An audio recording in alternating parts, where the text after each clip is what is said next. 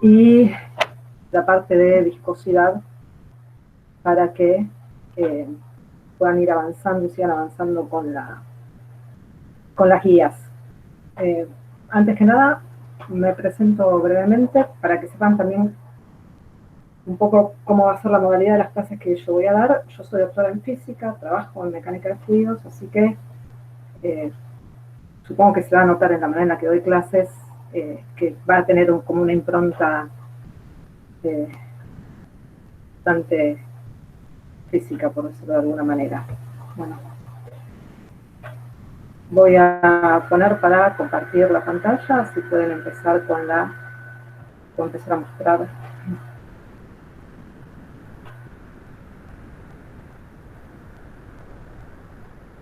Un momento.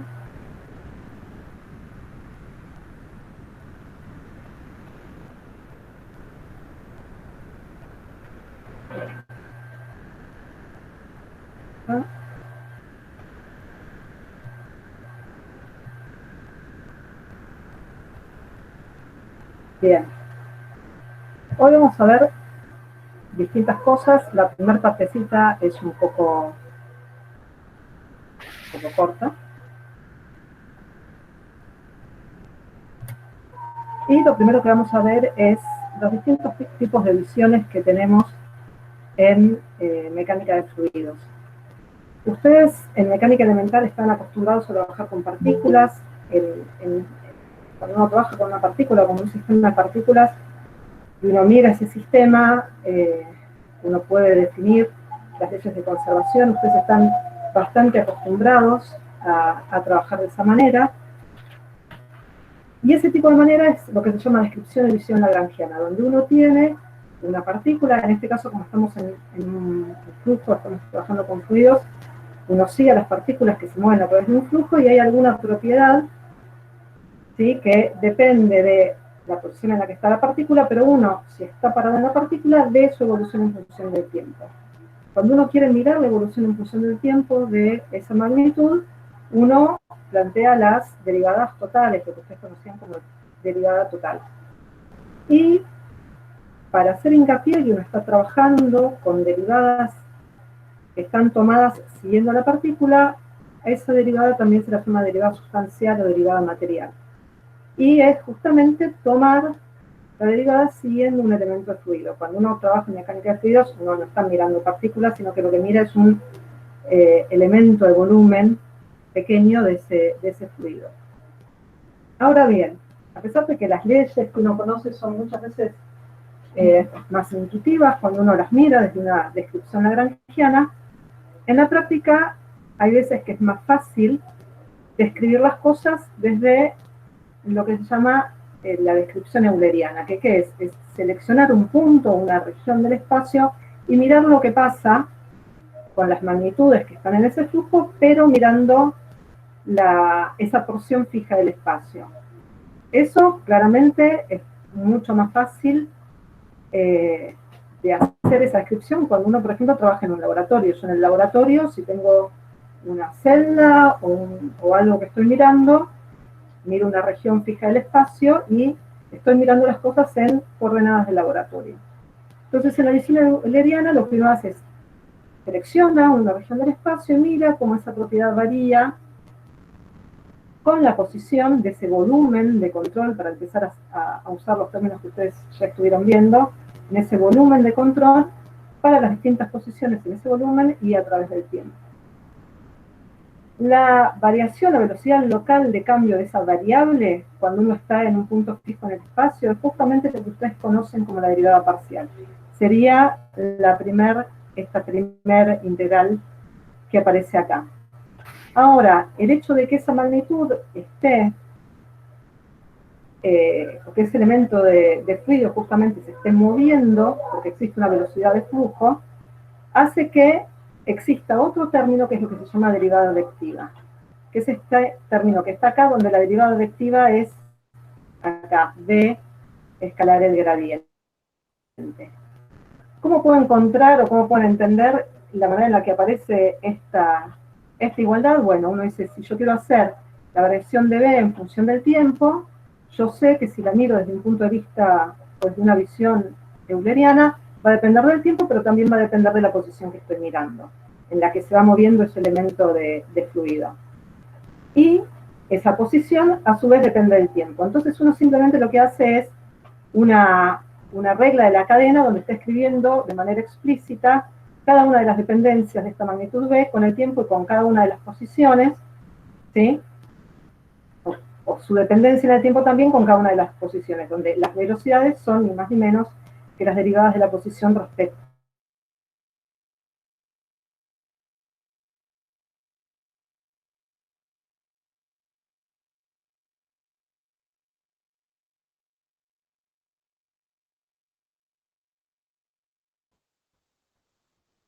Hola, Vero, ¿me escuchás? Perdón que te interrumpa, pero como que se corta el micrófono, Vero.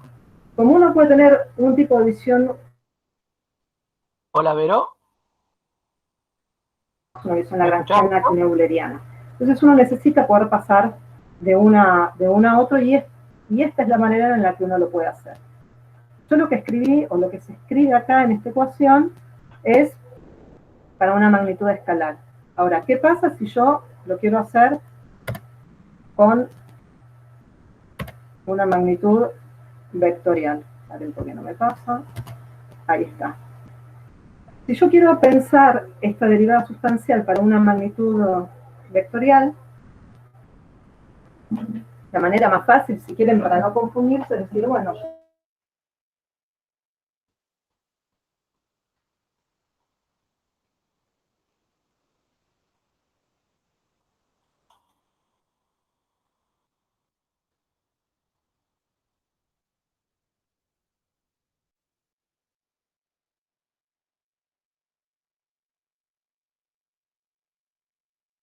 o sea, hacerlo para una escala, puedo escribir esta ecuación que está acá, ¿sí? Donde ahora tengo para la magnitud vectorial y para cada una de sus componentes, la derivada. Y acá les quiero mostrar un poco qué significa o cómo uno puede visualizar esto en una descripción lagrangiana o euleriana.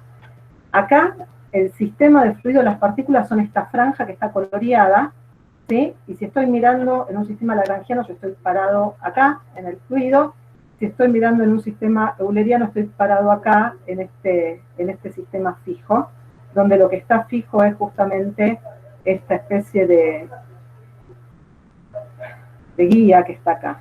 Entonces, si yo miro las cosas desde un punto de vista lagrangiano, a ver, yo estoy parada en el fluido y me parece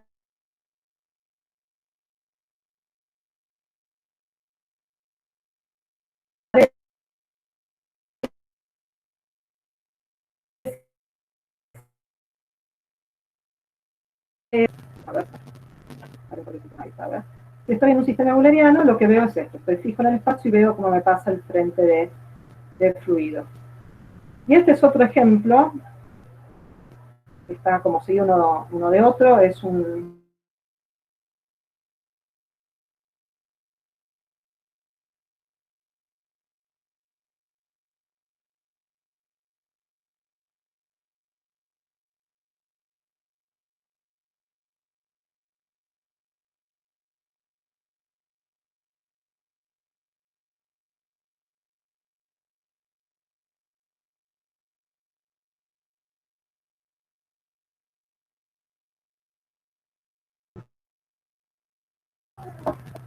a ver, bueno, no se vio ahora, se los muestro. Lo que van a ver es primero el fluido que avanza, después se empieza a ver más lento, y después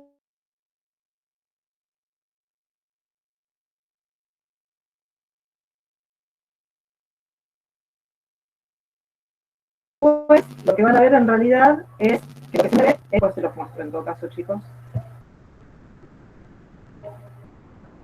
Y como les decía, bueno, uno lo que le interesa es poder pasar de una visión a la otra, eso ya lo vieron la otra clase, que tiene que ver justamente con el teorema del transporte de Reynolds, que es escribir esencialmente lo mismo, pero para estas magnitudes intensivas y extensivas. Yo ahora no me voy a detener con eso porque ya lo vieron. Y lo que sí voy a hacer es definir las líneas de corriente y los tubos de corriente, que ahora lo vamos a definir en la clase de hoy y más adelante lo vamos a ver con más detalle.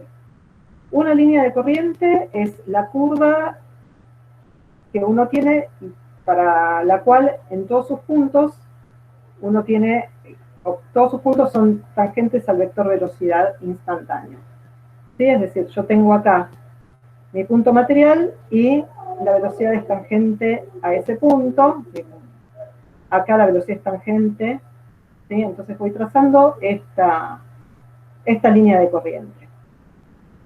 La trayectoria en realidad es el conjunto de puntos que siguen mis puntos materiales a través que avanzan por el fluido. Ahora, ¿qué es lo que sucede cuando mi sistema, mi flujo,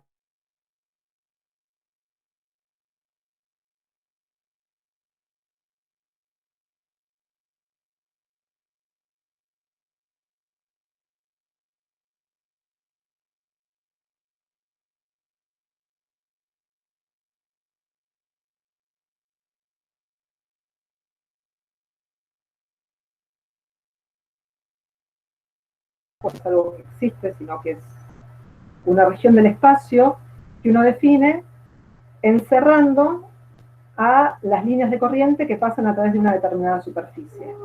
En el caso de arriba, el tubo de corriente tiene la misma sección, ¿sí?, en toda la trayectoria. En el caso de abajo, lo subo esto para que lo vean mejor, en el caso de abajo no. Y ahora en un par de filminas vamos a ver qué es lo que significa eso. Y el concepto de tubo de corriente es bastante útil y lo vamos a volver a utilizar.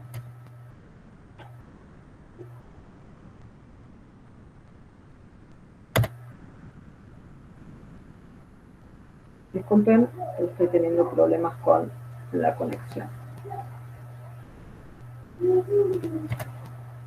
Bien. El primer video que les quiero mostrar tiene sonido, pero es bastante interesante.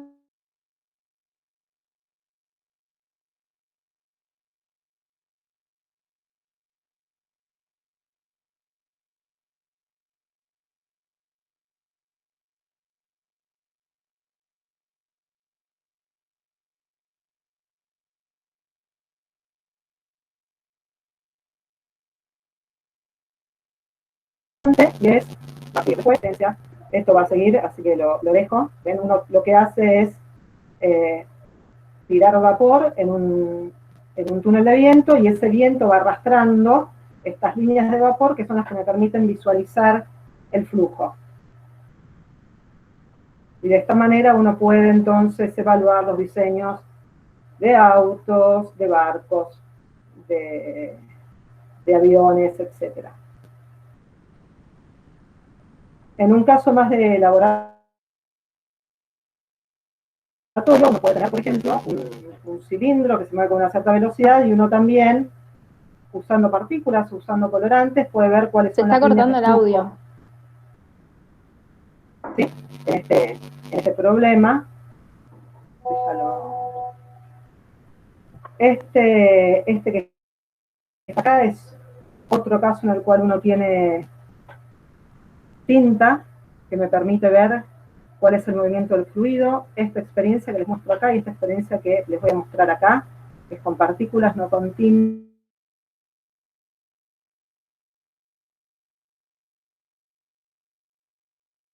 Otra experiencia que solamente tiene que aparecer acá es una burbuja que se va deformando, ¿ven? Y que va entonces modificando el fluido que está alrededor de la partícula. Y volviendo al tema de tubo de corriente, imagínense que uno está mirando el perfil de un ala de avión. Si yo estoy tomando un tubo de corriente, porque este perfil es... Quiero mirar este perfil, es claro ver que si yo tomo un tubo de corriente por la parte superior, el comportamiento que tengo acá del fluido va a ser distinto al comportamiento que tengo cerca del ala, justamente porque tengo estas deformaciones en las líneas de corriente.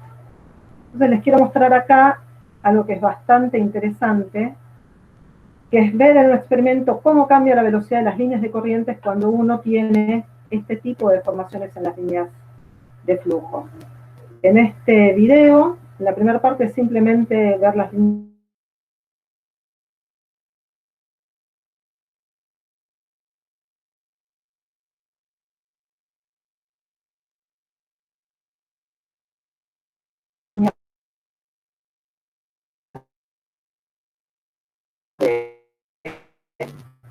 de flujo del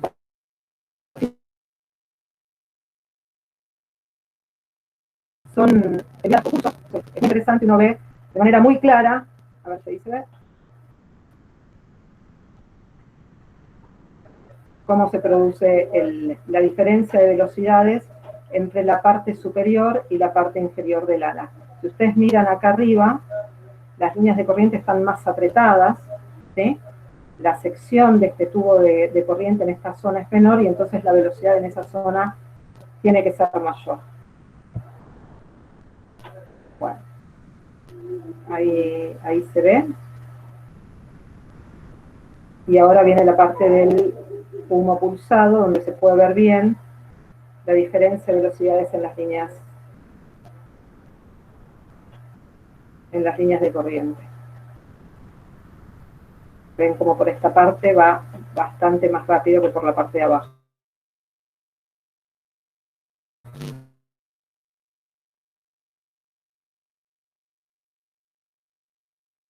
En las clases.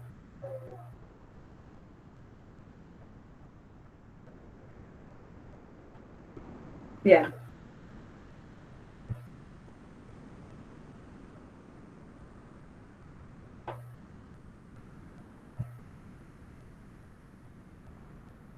Vamos ahora a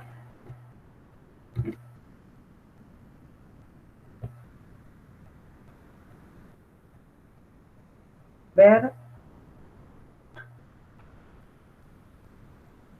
¿Hay alguna pregunta hasta acá?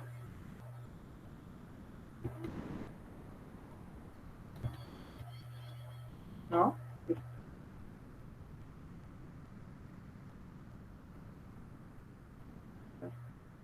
Hola, ¿me escuchás? ¿Vero?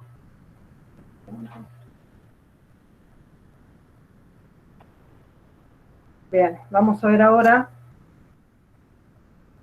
otro tema que tiene que ver con viscosidad y la definición de viscosidad y de esfuerzos. ¿Sí? Disculpen, pero mi conexión no es muy buena, entonces estamos. Bien, vamos a ver viscosidad y transporte molecular de cantidad de movimiento. Vamos a ver que están relacionados. Entonces, empecemos por la parte sencilla de definición de viscosidad, que es la que uno encuentra en la mayor parte de los textos. Tiene dos placas paralelas que están separadas a una distancia L. Las placas tienen un área A y uno pone en movimiento una de las dos placas, en este ejemplo es la placa inferior, y eso hace que se empiece a mover el fluido. Por supuesto, primero se va a mover el fluido que está pegado a la placa inferior, después se va a ir moviendo el fluido que está un poco por encima, así hasta llegar a la parte superior, y finalmente uno lo que tiene, si la velocidad es suficientemente baja, y este movimiento se produce en régimen laminar, uno llega a un perfil como el que se ve en la figura inferior. Este es un perfil estable, o sea, al principio no es estable, y después de un momento que se estabiliza. Y para mantener la velocidad constante, uno va a tener que aplicar una cierta fuerza. Entonces, uno se pregunta, ¿de qué dependerá esa fuerza que yo tengo que aplicar para que esta velocidad sea constante? Intuitivamente, uno puede pensar que va a depender del área. Mientras más grande sea el área, mayor va a ser la fuerza que voy a tener que ejercer. Mientras mayor sea la velocidad que yo le quiero aplicar o que quiero mantener en la placa, también va a ser mayor la fuerza. que va a depender del fluido que yo tenga dentro. No es lo mismo tener aceite que tener agua o tener un fluido muy viscoso, muy petróleo. Y va a depender de la distancia entre las placas de manera inversa. Entonces, con esas suposiciones uno dice, bueno, voy a tener entonces una fuerza que uno espera que dependa del área, la velocidad y la distancia entre placas de esta manera, y en principio va a depender del fluido que yo tenga. Uno espera que dependa de eso. Si uno reordena estos términos, uno puede escribir esto en términos de fuerza sobre área, y entonces me quedaría que tengo acá un cociente de fuerza sobre área que va a ser una tensión. De este lado me va a quedar algo que vamos a ver, puedo expresar como diferenciales de velocidad sobre diferenciales de longitud, ¿sí? Las variaciones de velocidad que yo tengo entre una línea y otra con esta distancia que tengo acá en el eje Y, y con una propiedad del fluido que vamos a llamar mu. Entonces, a uno le queda esta expresión de acá, en este problema bastante sencillo, y fue Newton el que desarrolla esta expresión, y esta ley se conoce como la ley de Newton de la viscosidad. Cuando los fluidos son tales que el esfuerzo que yo estoy aplicando para mantener esta velocidad es igual a lo que se llama velocidad de deformación, por una constante, esos fluidos se llaman fluidos newtonianos, y esta constante que aparece acá es la viscosidad. La viscosidad tiene unidades en el sistema internacional de Pascal por segundo, y vamos a ver en un par de diapositivas que también se usa mucho el sistema CGS para dar los valores de viscosidad.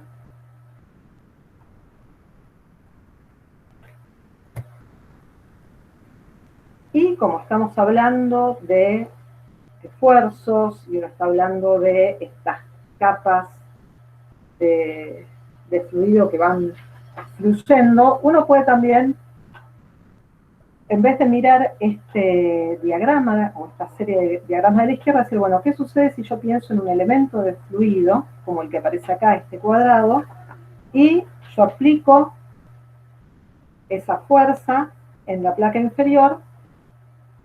¿Y cómo lo puedo relacionar con lo que vimos antes? Con el esfuerzo y con este diferencial o con esta velocidad de deformación.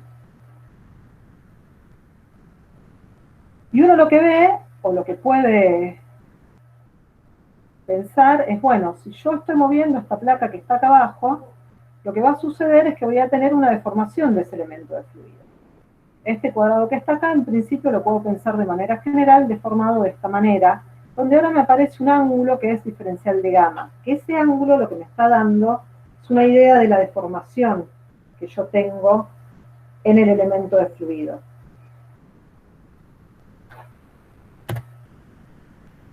Y entonces vamos a escribir esa deformación en términos de las velocidades y las distancias que yo tengo.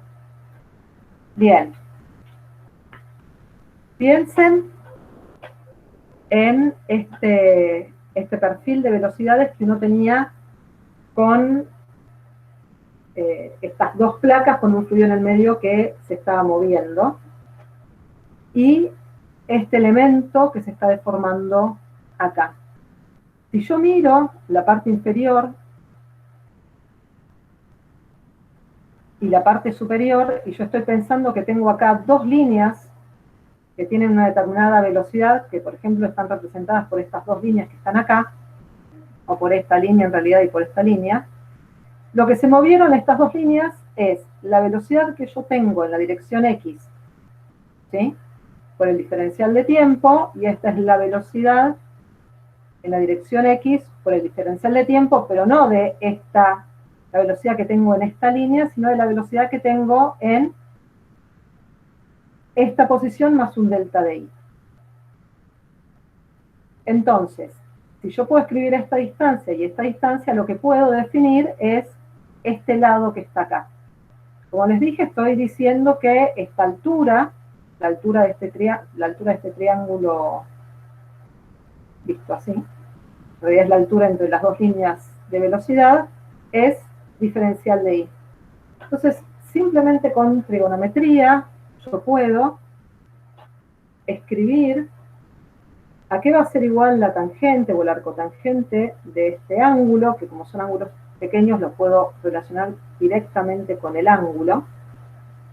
Y si uno toma el diferencial de I tendiendo a 0, lo que se ve es que uno puede reescribir la variación de este ángulo respecto del tiempo, es decir, la derivada de gamma respecto del tiempo, como menos este cociente que está acá, que sale justamente de tomar el límite de delta I teniendo a 0 y esto se convierte en la derivada.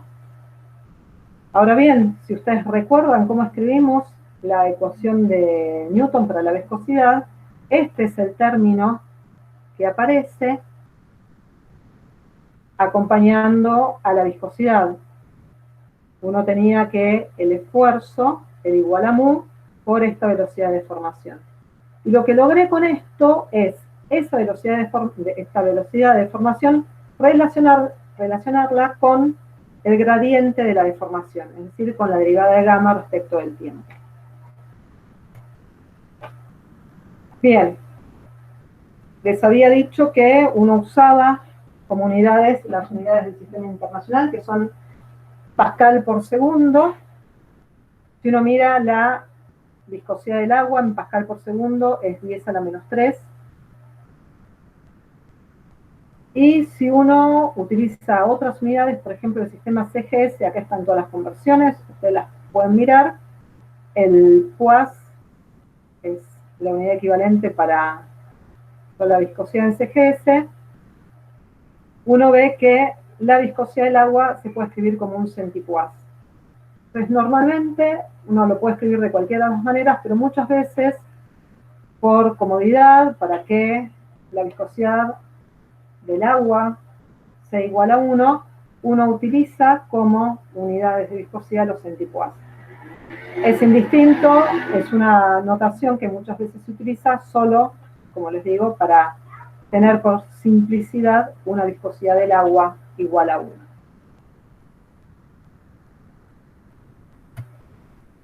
Y acá tienen algunos ejemplos de viscosidad de distintos fluidos, en particular del aire y después de líquidos, en Pascal y en centipoise. Antes de seguir, quiero volver un poquito atrás, que se pasó, lo nombré, pero no me detuve mucho acá, y es que cuando yo estoy mirando este perfil de velocidad, lo que sucede acá es que cuando yo estoy aplicando un esfuerzo en esta zona, y esta placa se empieza a mover, lo que sucede es que hay interacción a nivel molecular entre la placa y el fluido, y que después esas interacciones, colisiones que suceden a nivel molecular, se van transmitiendo a través del fluido. Más allá que esta es una línea de corriente que yo no tengo velocidad a través de esta línea de corriente, el flujo neto es 0, ¿sí? No tengo velocidad a través de esta línea de corriente porque el flujo neto es 0, pero sí existen pequeñas variaciones de flujo en una dirección y en la otra que en su conjunto me dan 0, pero que permiten que este movimiento de esta capa de fluido, que va a ser representada por el momento, ¿sí?, asociado a mu por b en esta dirección, se vaya transmitiendo a las otras capas de fluido. Es eso lo que hace, si uno lo mira a nivel molecular, que se genere este perfil de velocidad en el fluido. Entonces, a nivel microscópico, lo que yo estoy observando en realidad es un fenómeno que tiene que ver con el transporte de cantidad de movimiento de una capa a otra de fluido, y que a nivel macroscópico yo lo voy a describir en términos de la viscosidad. Cuando vean transporte de masa, pasa algo parecido, ¿sí? Uno tiene un transporte de difusión molecular, cosas que ocurren en escala molecular y que uno describe a nivel macroscópico con un coeficiente de difusión. Bien. Volviendo a esto, a lo que había dejado, ahora nos interesa tratar de ver si podemos describir de alguna manera o encontrar una expresión para la viscosidad. Y acá ocurre algo, y es que cuando uno está trabajando con fluidos es más fácil, o uno tiene una teoría, que es la teoría cinética de los gases, que va a permitir encontrar expresiones para la viscosidad del gas, pero no hay una teoría equivalente cuando uno habla de líquidos o en los líquidos. Entonces, vamos a poder encontrar una expresión para los gases, pero no vamos a poder hacer lo mismo en el caso de los líquidos. El desarrollo de cómo se llega a esta expresión de la viscosidad está en el BERT y también está en el... ahora no me acuerdo el nombre del libro, estos son los libros que ustedes tienen en el campus, y la idea, yo les voy a contar la idea, no voy a hacer el desarrollo porque no tengo pizarrón acá, pero la idea es que yo voy a considerar esferas que se están moviendo en el gas y voy a determinar las colisiones o la distancia que tiene que haber para que no se produzcan colisiones entre las moléculas. A partir de la teoría cinética de los gases, uno puede calcular la velocidad molecular media, que viene dada por esta expresión de acá, y el camino libre medio, este es el número de choques por unidad de tiempo, que viene dada por cantidad de moléculas por la velocidad. El camino libre medio de las moléculas, en el fondo, se calcula pensando que uno tiene moléculas que se están moviendo a través de un tubo que me representa el fluido, va el espacio, y que tienen un diámetro D. Entonces, fijándose cuál es la distancia que necesito para que no choquen, uno puede encontrar esta expresión, donde esta raíz de 2 viene de considerar las velocidades relativas entre las dos moléculas. Y a partir de estos valores que uno puede tomar de la teoría cinética de los gases y planteando un transporte de momento entre una capa de fluido y la siguiente, se puede llegar a esta expresión de la viscosidad. ¿Sí? Si quieren, después, cuando termine la clase, hago la cuenta en un papel y les muestro cómo queda, pero no tengo manera de escribirlo ahora. Entonces, para los gases uno tiene esta expresión para la viscosidad, donde uno encuentra una variación con la temperatura. A mayor temperatura, mayor es la viscosidad del gas. Este es un diagrama donde se ve la viscosidad en función de la temperatura. En el caso de los gases, mientras mayor es la temperatura, mayor es la agitación térmica, y entonces también yo tengo una mayor cantidad de choques entre las moléculas de gas, y son esos choques los que son responsables de la viscosidad del gas. ¿Sí? Entonces, una mayor temperatura intuitivamente lo que me genera es una mayor viscosidad.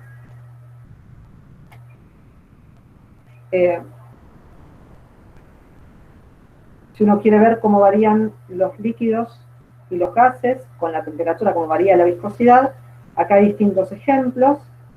Y lo que uno puede observar es que para los líquidos las variaciones en la viscosidad son más abruptas para un mismo rango de temperatura, ¿sí? Entonces, si yo me muevo en un rango de temperaturas determinadas, la viscosidad para los líquidos sufre variaciones mucho más importantes que en el caso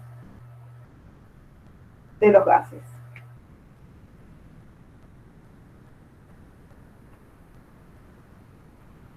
Y en cuanto a las variables que afectan a la viscosidad, está la presión y la temperatura, pero la variable o la magnitud que influye de manera más drástica es la temperatura. De hecho, los líquidos no tienen tanta variación, mucha mayor variación de viscosidad con la temperatura que con la presión.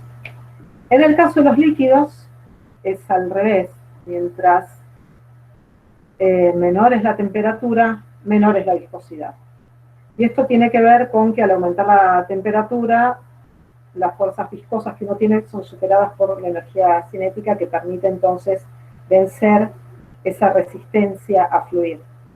No lo dije tal vez porque yo lo tengo ya muy incorporado, pero cuando uno intuitivamente piensa en viscosidad, a lo que se está refiriendo es a la resistencia que presenta un fluido justamente a fluir o a ponerse en movimiento.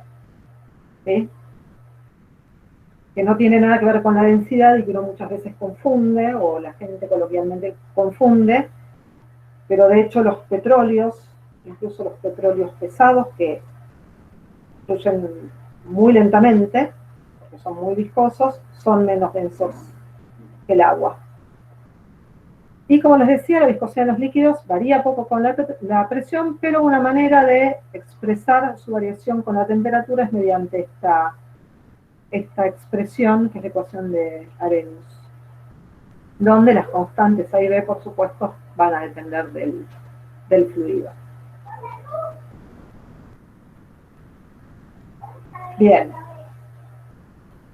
Hasta ahora vimos fluidos newtonianos. Les estuve hablando de los fluidos newtonianos, de la ley de Newton para la viscosidad. Uno conoce muchos fluidos newtonianos, son aquellos cuya viscosidad es constante. Uno tiene el agua, la glicerina, los aceites, pero no todos los fluidos responden de la misma manera. Hay fluidos que, si uno tiene una deformación que varía con el tiempo en respuesta a una deformación que se está ejerciendo sobre el fluido, la igualdad que uno tiene no hay una relación de proporcionalidad. Es decir, esta función que yo había planteado al principio, que depende del fluido, no es una constante. Y esos son los fluidos que se llaman fluidos no newtonianos. ¿Hasta acá hay alguna pregunta que me quieran hacer?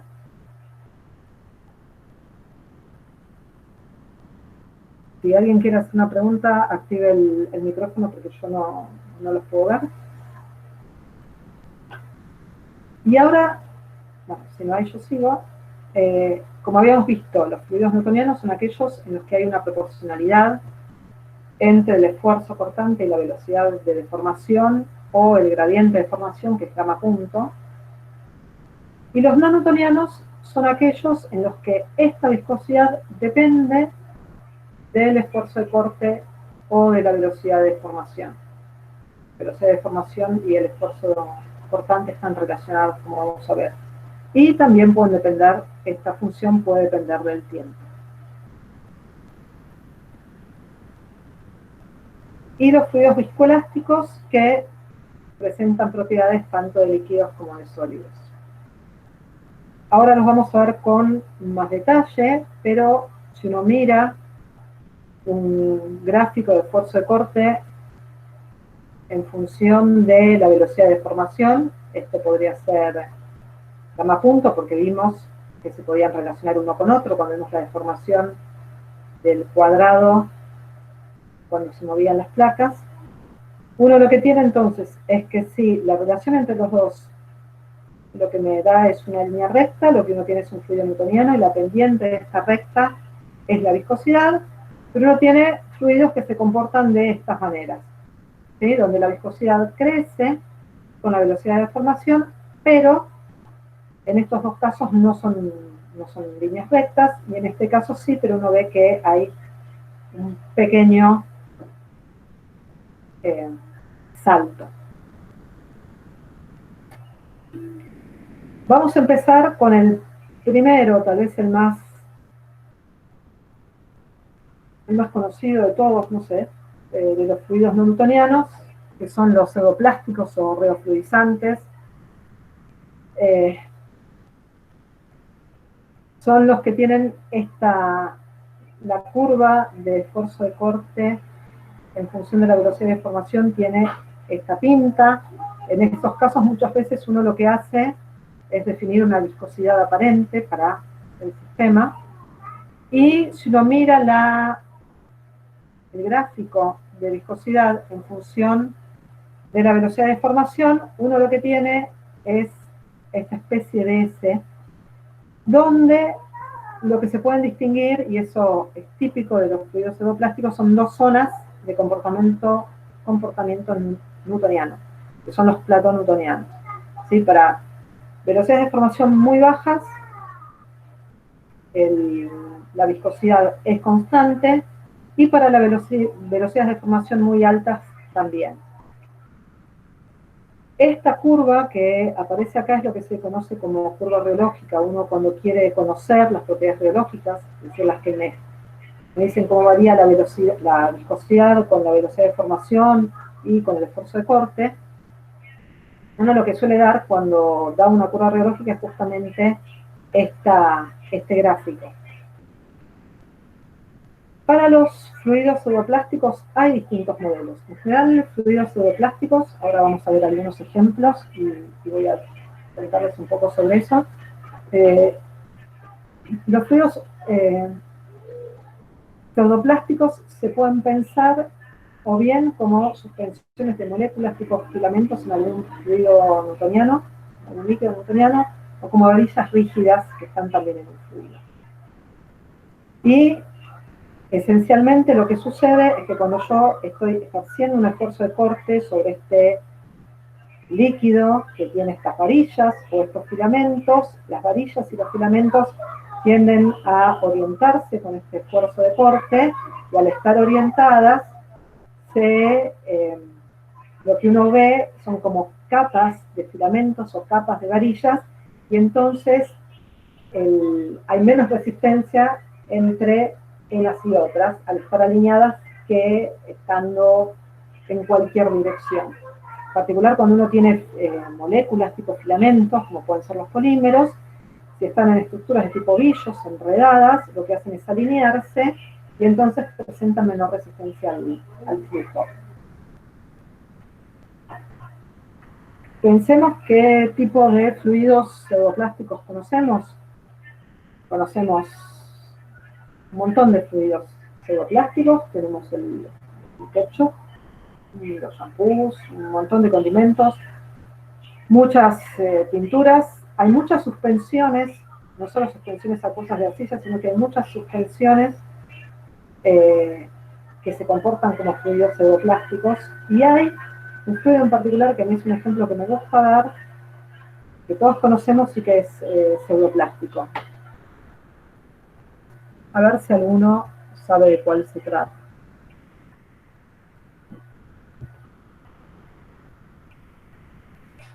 La fécula de maíz. Que todos conocemos mucho.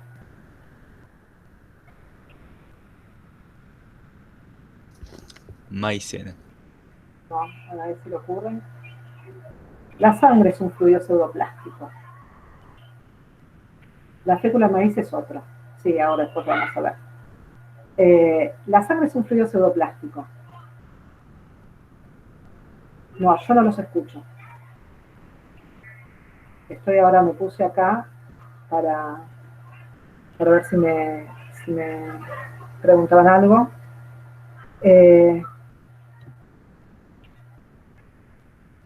La sangre es un fluido pseudoplástico. Piensen ustedes que el sistema capilar de venas y arterias en el cuerpo humano tiene dimensiones muy, muy grandes y completamente, de hecho, dentro de los fluidos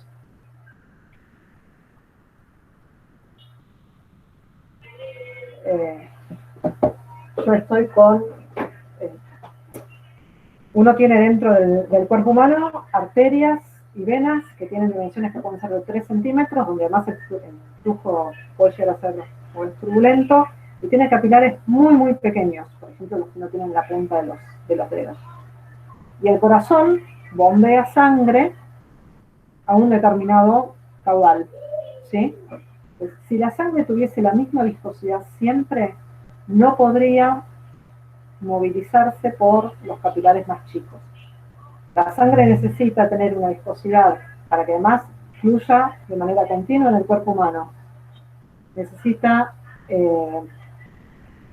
tener una viscosidad distinta y ser mayor la viscosidad en los conductos más anchos y tener menor viscosidad en los conductos más pequeños. Justamente en los conductos más chicos es donde uno tiene un esfuerzo de corte mayor. ¿Sí? De hecho, si la sangre no fuese pseudoplástica, nosotros, el corazón no podría bombear la sangre dentro del cuerpo. Bueno, ahora voy a seguir.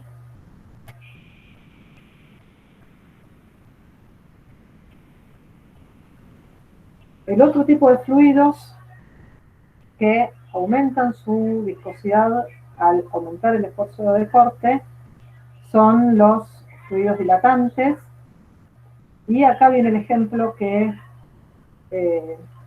lo que fue Javier el que puso, la mezcla de maicena y agua, y distintos barros y distintas resinas. No sé si alguno de ustedes alguna vez jugó o hizo la mezcla de maicena y agua, pero es muy claro cómo se comporta este tipo de fluidos. En los fluidos pseudoplásticos y dilatantes, uno tiene en ambos, si uno mira el comportamiento del esfuerzo de corte en función de la velocidad de formación, uno tiene una ley de potencia, ¿sí? Donde hay un subíndice n, y uno tiene una constante eta que está relacionada con la viscosidad, y en particular si uno tiene que este exponente es menor que 1, cuando uno traza un gráfico log-log para justamente bajar este exponente de acá, si uno tiene n menor que 1, el fluido es pseudoplástico, y si uno hace este logaritmo en función del logaritmo de la velocidad de formación y la pendiente A mayor que 1, el fluido es dilatante. Ambos fluidos entonces tienen un comportamiento de tipo ley de potencias que los caracteriza, pero con exponente mayor o menor que 1. Por último, los fluidos que se llaman plásticos de Bingham. Los plásticos de Bingham son fluidos que se comportan como sólidos hasta una determinada tensión, hasta un determinado esfuerzo, ¿sí? Si yo tengo una tensión que es menor que esta tensión umbral, la velocidad de deformación es 0 y el fluido no se deforma, se comporta como un sólido, y una vez que paso ese umbral, tengo una viscosidad constante y el fluido se comporta como un fluido newtoniano. Bueno, acá me avisa Javier porque yo en algún momento perdí que ustedes no pudieron ver o que se cortó con los videos. Ahora cuando hagamos el intervalo, si quieren trato de mostrárselos de nuevo, pero no con pantalla completa, sino mostrándoles los videos en particular, porque tengo también varios videos para mostrarles acá, en la parte de viscosidad. Bueno, sigo un poquito más y paramos a las 6. También existe la definición o separación de fluidos en fluidos isotrópicos y riopécticos.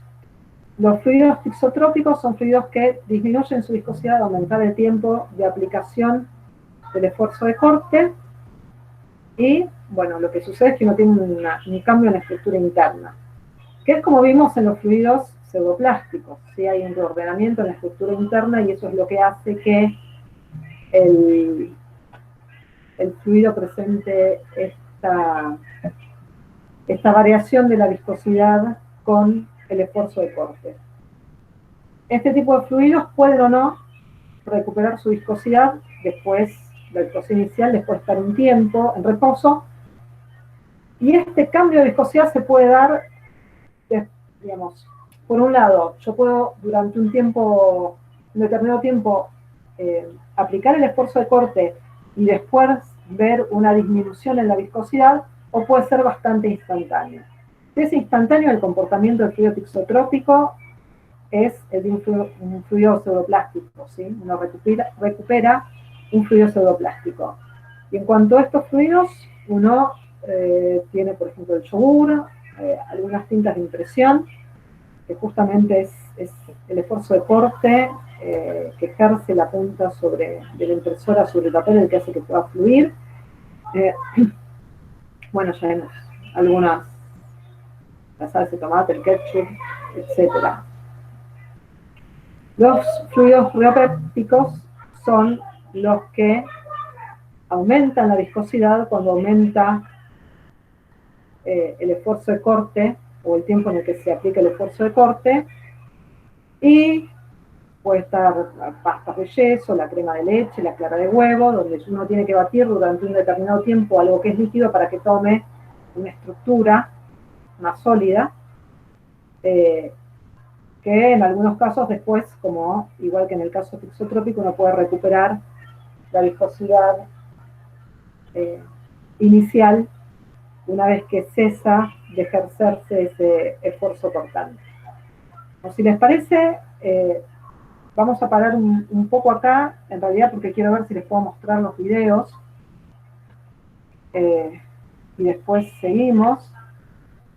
Lo que voy a hacer ahora, ahora estoy viendo si alguien me escribe o no. Voy a tratar de mostrarles, y espero que se vean, los videos que les mostré antes sobre las líneas de corriente. A ver si se los puedo mostrar. Voy a tratar de mostrárselos.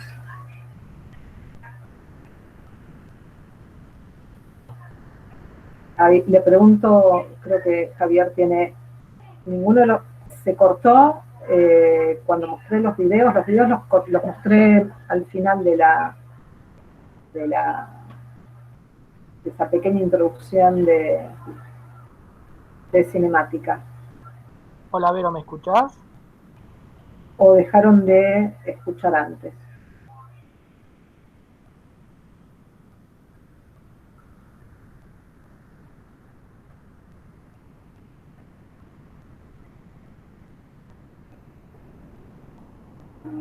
No se vieron los videos. Bueno, voy a tratar ahora de mostrárselos y compartírselos mientras hacemos este pequeño intervalo, así el que los quiere ver los ve y el que no se va, y después seguimos.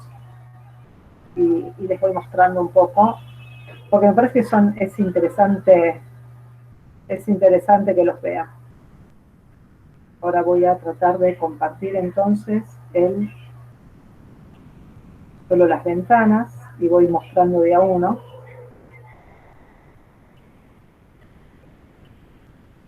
Este es uno de los videos donde se veía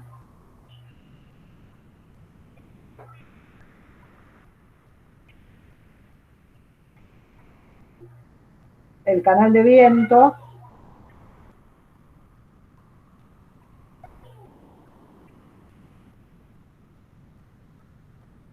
Bueno, entonces vamos a hacer así. Cuando sean los videos no los muestro en la presentación, sino que se los muestro aparte.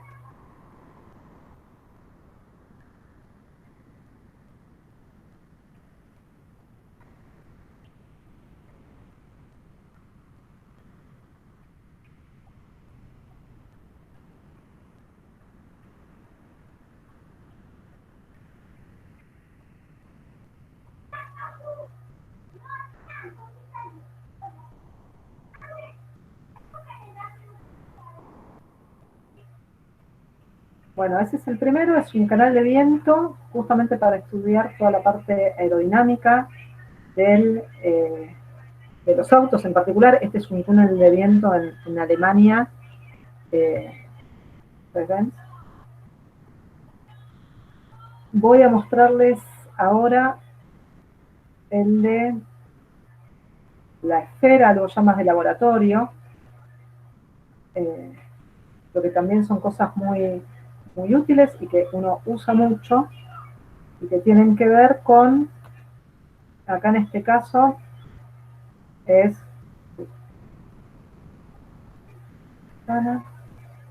acá. Fíjense que en este video hay partículas y hay como tinta, ¿sí? Uno puede o bien colocar tintas o vapor, como en el caso del túnel de viento, o bien partículas y seguir a las partículas, y si el flujo es estacionario y yo sigo esas partículas, voy a estar visualizando las líneas de corriente, ¿sí? Este es el caso de un cilindro, que, bueno, acá el cilindro se mueve con una determinada velocidad. Es lo mismo eso que tener quieto el cilindro y que se mueva el fluido. Voy a mostrar ahora. Pregúntale, ¿el de Lagrangiano y Euleriano se vio o no se vio? Porque eso es, bueno, se los muestro después de mostrarles este. No, bueno, ahora se los muestro en un rato, gracias Eliana. Este está dado vuelta, disculpen, pero en el laboratorio pusimos la cámara así.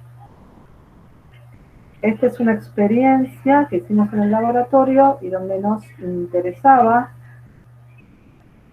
ver, ahora les cuento un poco, ahora lo están viendo, este es un cilindro que está en lo que llaman una celda de Hell-Show, que son dos placas transparentes muy juntas, y el cilindro está confinado. ¿Qué significa eso? Que el diámetro del cilindro era casi la distancia entre las placas, y eso genera una inestabilidad en el cuerpo cuando cae.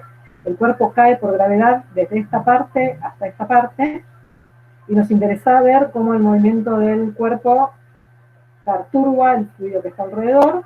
Entonces pusimos los inyectores de tinta para ver justamente cómo se moviliza el fluido alrededor del cuerpo. Eso nos interesa a nosotros porque nos interesa ver las propiedades de mezcla.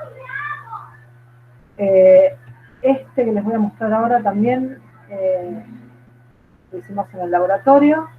Este es, uy, esperen porque este va muy rápido.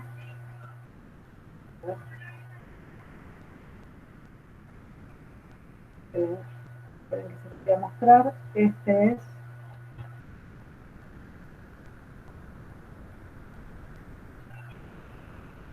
lo que les voy a mostrar ahora, es una burbuja que se desplaza también en una celda de Hell-Show, en la que tenemos partículas para ver esta burbuja también está confinada, es decir, la distancia entre placas es muy chiquitita, es 2-3 milímetros, y nos interesa ver cómo eso influye en la forma, y para ver cómo se deforma y cómo mezcla el fluido.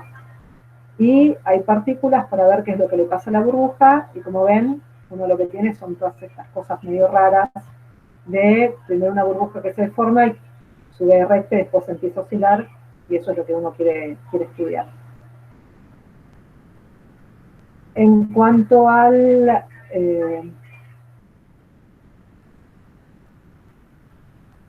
voy a mostrar este que están los dos juntos, la descripción lagrangiana y euleriana. Esperen, un poco más grande, así lo comparto con ustedes. Ahí lo comparto. Una ventana. Acá. La visión de arriba, la animación de arriba es desde un punto de vista euleriano. Yo estoy parada en un sistema de laboratorio y esto está fijo en mi sistema de laboratorio. En el lagrangiano yo me paro en el fluido, que es esta parte coloreada, entonces eso es lo que se mantiene estático, digamos. Bueno, vale. Entonces, como ven uno, el problema es el mismo, la física es la misma, pero lo estoy mirando y lo estoy escribiendo con otros, una visión distinta. Y este, que era el último, el que también se colgó, pero así los muestro.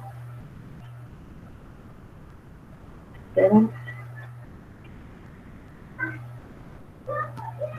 Que es una experiencia en la cual primero se, se muestra la visión euleriana, fija el laboratorio y después se mueve la cámara para seguir una porción de fluido. ¿Sí? Así que acá, esperen porque ya empezó con la lagrangiana, perdón, lo había corrido. Esperen. Empieza con una visión fija y el fluido que avanza, y acá es la cámara la que se está moviendo. ¿Sí? Uno sigue un volumen determinado de fluido.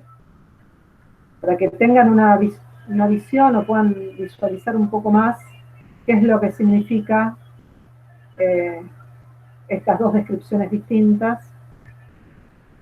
Y lo que me faltó, que esto sí es, les voy a mostrar solo el del ala, que es el más interesante. ¿Dónde están? Este.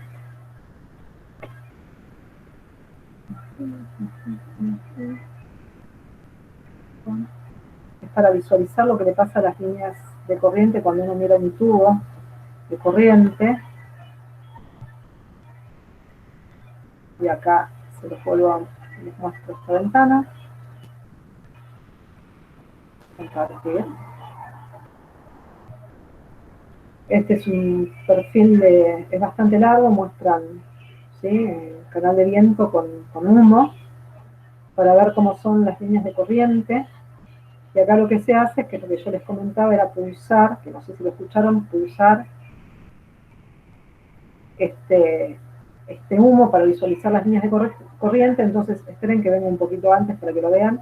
Fíjense que cuando entran, ahora se va a ver pausado, cuando entran están, ¿sí?, es la misma velocidad para todas, y una vez que entran en la región en la que se forman las líneas de corriente, cambia la velocidad de las líneas de corriente que están por encima respecto a las que están por debajo. Y eso se debe justamente a que el tubo de corriente, ¿sí?, que uno está considerando varía el área. En este video se ve muy bien lo que uno quiere decir con las velocidades en los tubos de corriente. Les dejo mirando este video mientras tomo un sorbito de agua.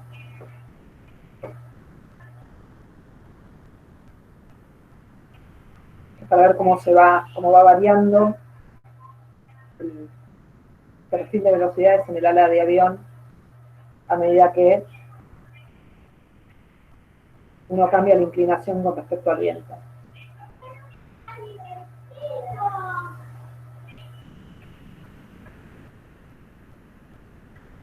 Bien.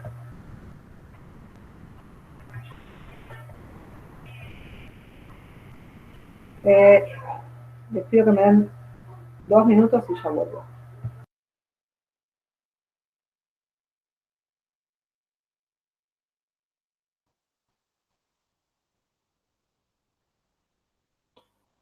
Hola a todos, ¿cómo andan? No sé si alguien quiere aprovechar para hacer alguna consulta, pregunta.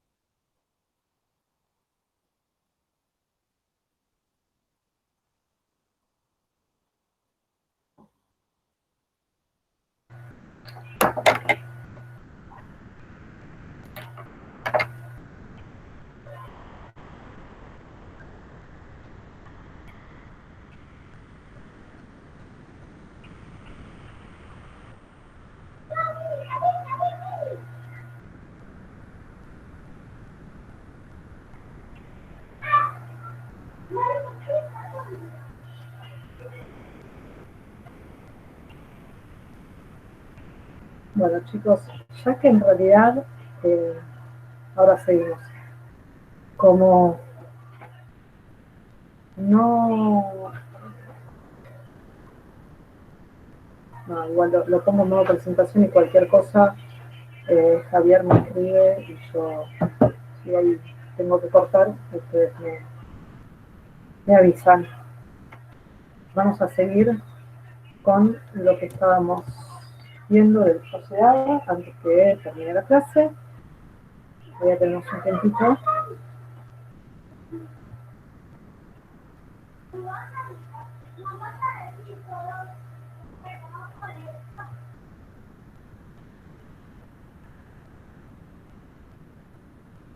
Vamos a ver. Vamos a continuar entonces con lo que hemos visto de viscosidad, pero justo acá, perdón, es un video, son dos videos. El problema es que estos videos yo los había cortado para que los pudieran ver bien y que no fuesen cosas enormes, pero vamos a intentar. A ver, trato de mostrárselos acá y si no lo ven, los muestro. Buah. Ese no lo voy a mostrar.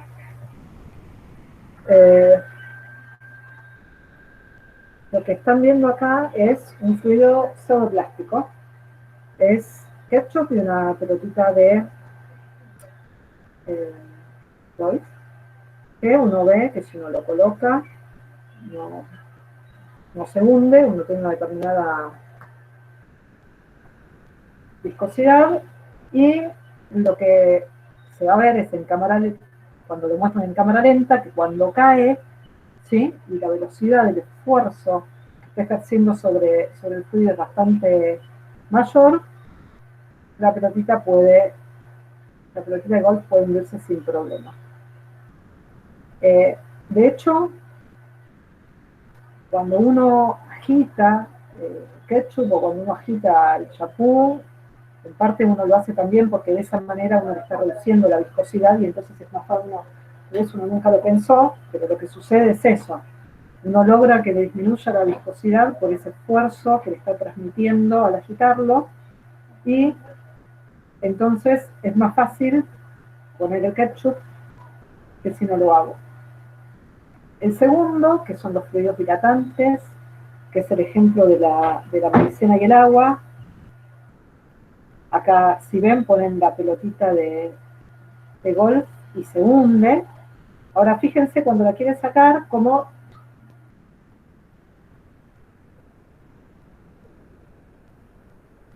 y de hecho en este momento cuando también empieza a caer el fluido, como el fluido presenta una viscosidad más alta. Ahora en cámara lenta,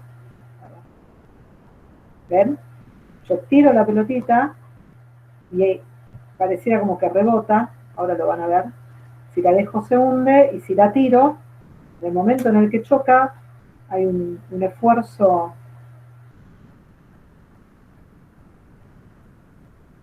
grande y entonces la viscosidad aumenta y es más viscoso, de hecho uno lo ve como casi como sólido. Después, una vez que se deja de ejercer esa presión fuerte del golpe, vuelve a la normalidad. Digamos. Y acá les quiero mostrar un poco lo que significa la deformación del fluido en videitos. Acá viene un elemento de fluido y se deforma por los esfuerzos que siente, uno en la dirección normal, ¿sí? Y otra en la dirección tangencial. Y acá también se ve un elemento de fluido que es un cuadrado originalmente, como a medida que avanza por líneas de las superficies por líneas de corrientes que tienen distinta velocidad, eso le genera una deformación. Esto es parecido al esquema que vimos cuando hicimos esto de acá. ¿sí? Donde yo generaba una deformación debido justamente a la diferencia de velocidad que hay entre esta zona y esta zona de acá. Bien, volvamos.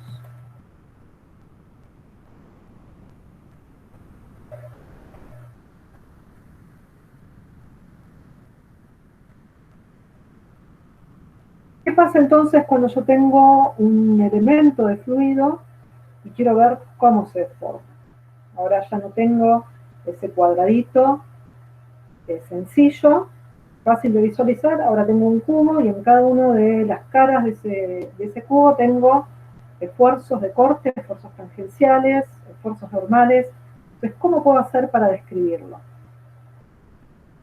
Y si ustedes recuerdan la clase que dio Javier, la notación que uno usaba, igual ahora lo vamos a ver, uno tenía los esfuerzos normales y tenía los tangenciales, donde los subíndices me indicaban o bien la dirección, ¿sí? O bien el componente. Entonces, vamos a complejizar un poco lo que vimos antes. Antes nosotros teníamos un cuadrado que se deformaba, y se deformaba pero manteniendo estas dos caras paralelas, ¿sí? Y ahora lo que sucede es otra cosa. Lo que estoy haciendo es mantengo este vértice fijo para no complicar mucho las cosas, y lo que hago es que mediante algún esfuerzo que va a ser en esta superficie, logro que se deforme. ¿Cómo veo representada la deformación en este gráfico? A través de dos ángulos, ángulo gamma y el ángulo beta, ¿sí? Que no tienen por qué ser...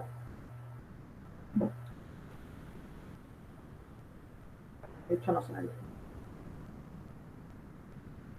Entonces yo voy a querer escribir esta deformación gamma y esta deformación beta en términos de las velocidades de deformación.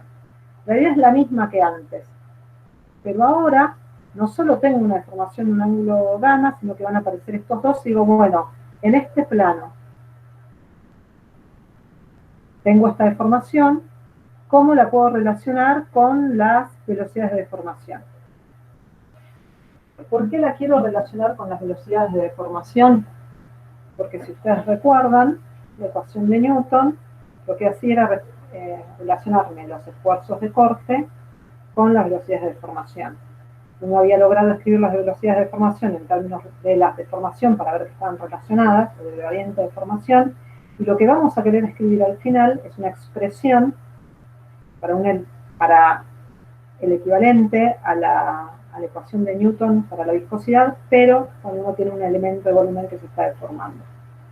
Y a eso queremos llegar y vamos a ir complejizando un poco el problema. Entonces, si yo miro este elemento que está acá y lo deformo así, igual que antes, decir, bueno, quiero escribir estas deformaciones. ¿Cómo las voy a escribir? Igual que antes, solo que ahora tengo una velocidad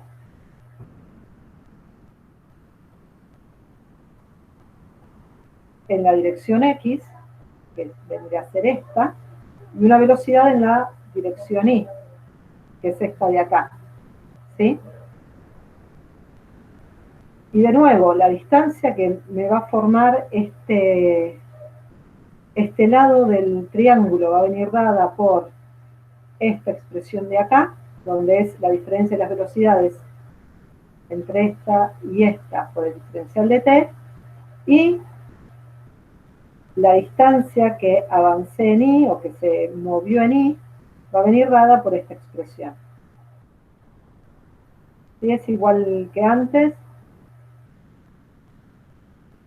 Y de nuevo, usando trigonometría, entonces voy a poder escribir este diferencial de gamma, de esta deformación, con esta expresión de acá, que después voy a tomar el límite de delta de y tendiendo a 0, y para este ángulo de acá voy a poder tomar, para beta, esta expresión de acá. ¿sí? Entonces, ahora mi deformación viene dada por estos dos ángulos, en realidad. Y entonces la contribución de esos dos ángulos yo la voy a sumar. La deformación entonces total que tengo va a venir dada por estas deformaciones, y cada una de estas deformaciones de la variación del ángulo en función del tiempo va a venir dada por estas velocidades de deformación. ¿Sí? De manera general, si yo lo hiciese para los tres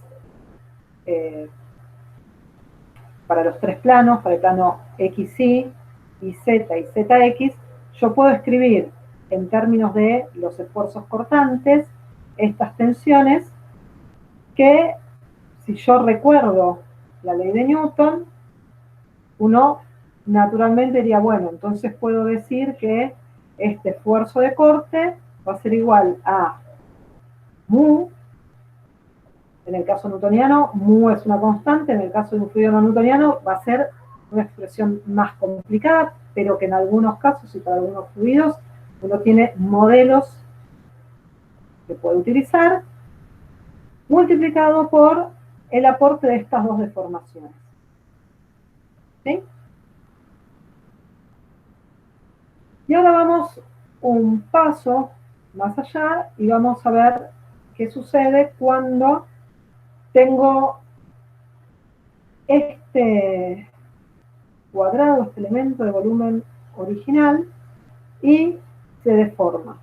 Acá es un poco más complicado que el caso anterior, porque primero lo que habíamos hecho era solo que estas dos caras fueran paralelas y simplemente movíamos este ángulo de acá.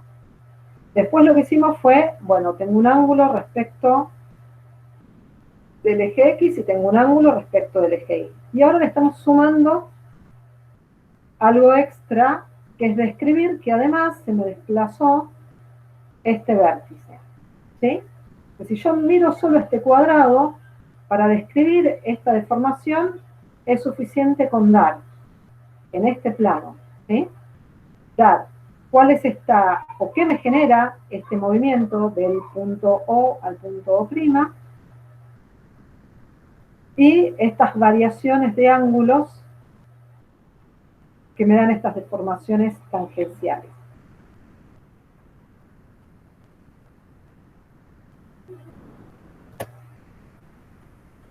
Entonces, en las diapositivas siguientes no aparece el dibujo en algunos casos, pero fíjense que yo voy a tener la posición del punto O, va a estar definida por X. Este punto O' va a ser X más un cierto desplazamiento pequeño, sí. El lado del cuadrado original es delta de X. ¿Sí? Y para ver el movimiento de este C', que esto no se movió de manera rígida, ¿sí? Sino que se deformó, uno lo que hace es decir, bueno, va a ser el mismo desplazamiento xi más una variación, estoy haciendo un desarrollo de Taylor, más la derivada de xi respecto de x por el delta de x. Y en la dirección y yo puedo hacer lo mismo.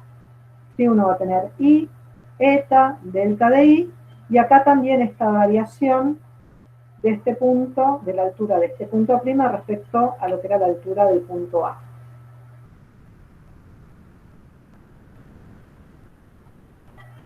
Y para los ángulos, voy a tener este ángulo θ y este ángulo θc. Entonces, yo voy a querer ver cómo se desplazó o cuál fue la deformación en esta dirección, en la dirección X, debido a que lo moví, o que hay una fuerza, una tensión aplicada en esta dirección, que fue la que me movió O a O', la que produjo el desplazamiento en esta dirección, más el aporte de los esfuerzos de corte que me van a generar estas variaciones en los ángulos. Entonces, como les decía, para ver la componente de la deformación normal en el eje X, voy a definirlo como, recuerden que uno siempre toma estos volúmenes, después uno pasa al límite diferencial. El límite cuando el lado de este cuadrado tiende a 0, como la diferencia de esta distancia menos la distancia original, promediado o normalizado por la distancia o por el lado OC del cuadrado original. Si uno toma los valores del lado del cuadrado, que eran delta de x, y escribe esta distancia en términos de las distancias que aparecen en el gráfico, en este de acá, yo calculo esta distancia, y hace esta expresión menos esta dividido delta de x, lo que encuentra es que esta componente de la tensión normal en el eje X se puede escribir de esta manera. Ahora, ¿qué era este Xi? Era el desplazamiento, ¿sí? El desplazamiento que tenía en el eje Y de mi vértice. Y puedo hacer lo mismo con los otros planos, ¿sí? La única diferencia es que cambian los desplazamientos, porque no tienen que ser todos iguales, pero entonces en cada una de las direcciones voy a poder definir las tensiones, o las deformaciones, en realidad no las tensiones, perdón, las deformaciones normales como estas derivadas respecto de las distintas coordenadas. Y la deformación tangencial, como venimos haciendo hasta ahora, se va a definir como el cambio que uno tiene en el ángulo. En este caso, para el gráfico que nosotros estamos viendo respecto de X y de Y. Y de nuevo, si yo tomo y me fijo y hago trigonometría y calculo la tangente, pues expreso la inversa de la tangente, pienso en el lado opuesto sobre el lado adyacente, lo que me queda es esta expresión de acá, donde tengo un aporte que viene dado porque hay un ángulo respecto del eje X y un ángulo respecto del eje Y, ¿sí? Entonces me aparecen igual que en el ejemplo simplificado, donde no se movía el vértice, pero que hay una variación de dos ángulos, me aparecen estos dos aportes, ¿sí? Y de nuevo, encontré esta expresión mirando el esquema anterior en el plano XY, pero puedo escribir lo mismo para los otros dos planos. Entonces, si hago lo mismo para el plano YZ y para el plano ZX, lo que me queda es, o son estas expresiones que están acá. Entonces, lo que hice fue relacionar las deformaciones normales y tangenciales con los desplazamientos, con estas derivadas, ¿sí?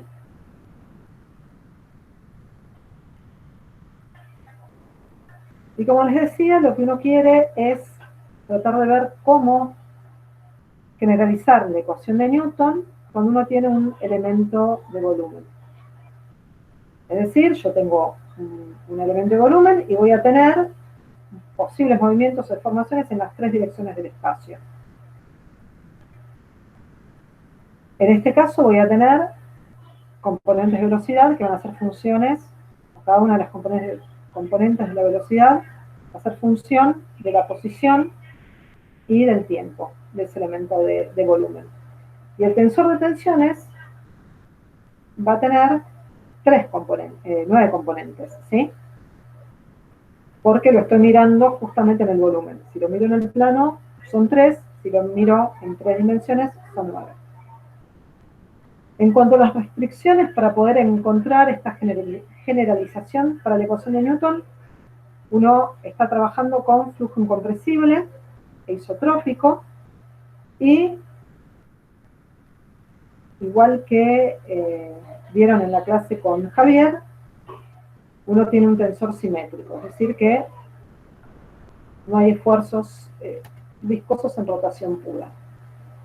Entonces yo voy a querer escribir este tensor de tensiones que va a tener componentes normales en la diagonal y las componentes del esfuerzo de corte en los elementos fuera de la diagonal, en términos de las deformaciones que encontramos antes, ¿sí? Para ver qué es lo que puedo, cómo escribo estas componentes.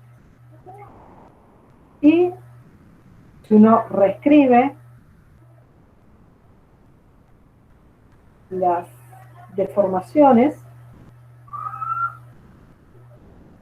para las componentes tangenciales, están escritas directamente, bueno, no las escribe, va a ser, lo salvo el signo, es la viscosidad por el aporte de esas dos deformaciones que me dan los dos ángulos en el momento de la deformación del elemento de volumen. Y acá tengo el aporte de las deformaciones en la dirección normal. Uno puede generalizar esto y en realidad para generalizarlo uno tiene que tener en cuenta, uno puede generalizarlo para fluidos compresibles y aparece acá en los términos de la diagonal un término extra que creo que ustedes en la práctica no lo ven, si no igual lo pueden encontrar en el verso, si no me acuerdo está desarrollado en un apéndice. Y en realidad para encontrar este valor 2 que aparece acá, uno tiene que usar la ley de Hooke, no es tan directo como en el caso de las deformaciones tangenciales, pero uno puede encontrar esta expresión general para el tensor de tensiones, donde lo que logró es escribirlo en términos de las deformaciones y entonces tener, para el caso de un elemento de volumen, la generalización de la ley de Newton para la viscosidad.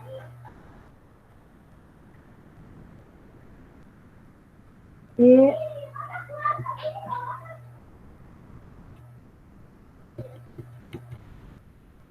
dejo compartir pantalla.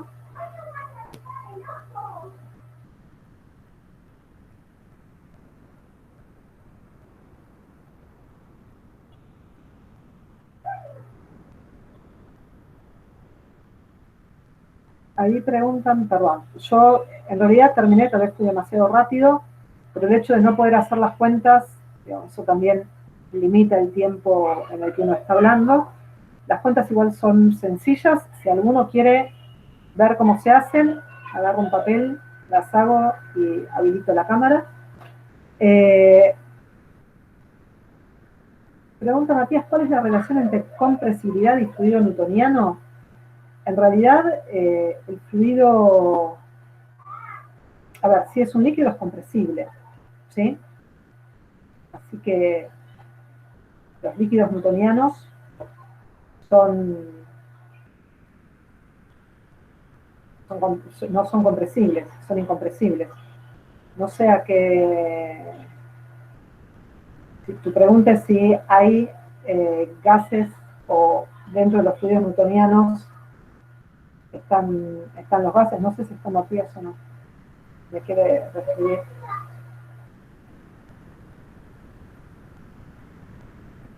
Hola, hola, ¿me escuchan?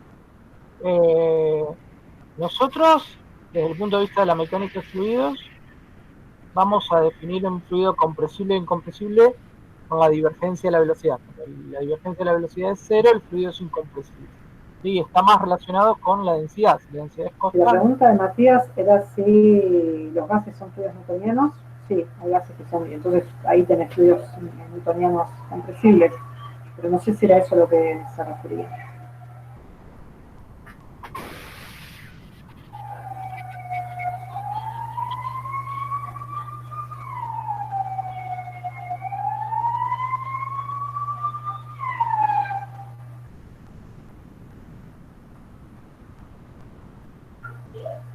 Hola, Vero, ¿me escuchás?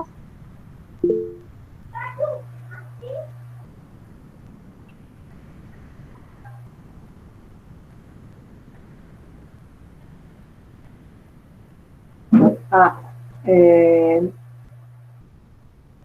no.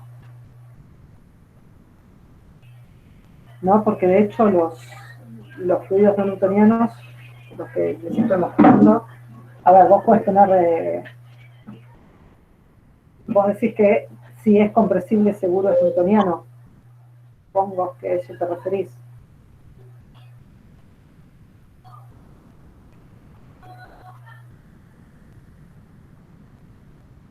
Pero no, o sea, no es que no tiene que ser compresible para que sea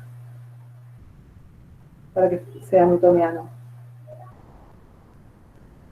porque de hecho tenés líquidos que no lo son. No, pero me parece que lo que pregunta es si todos si los fluidos compresibles son.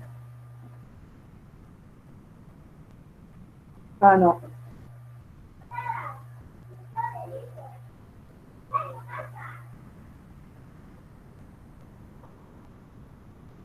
En general, para que tengas igual algún tipo de comportamiento no newtoniano, que es lo que suele. De hecho, si vos, por ejemplo, tenés una solución de polímero líquida, una de las.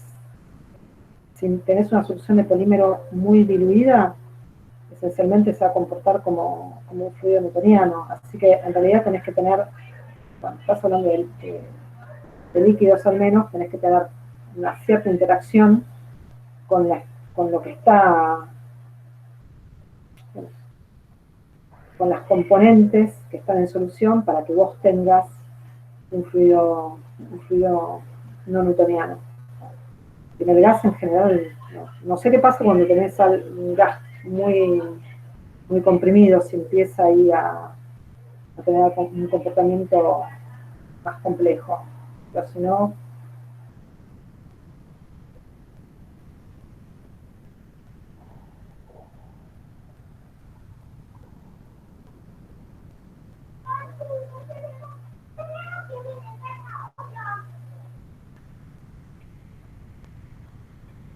¿se entendió lo que dije de las informaciones y eso? No se entendió nada.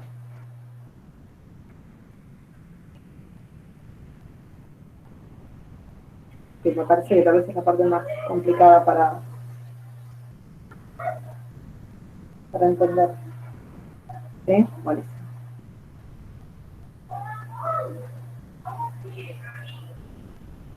¿Alguna otra pregunta, chicos? Yo, digamos, por hoy terminé. La idea era, pensé que les iban a quedar bastantes dudas, usar esta última parte de la clase para contestar las dudas que tuvieran.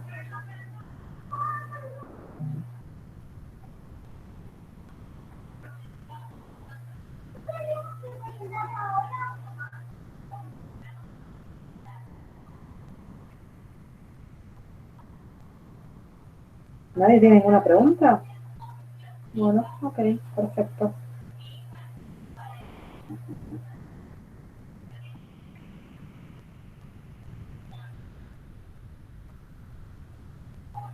Voy a detener la grabación.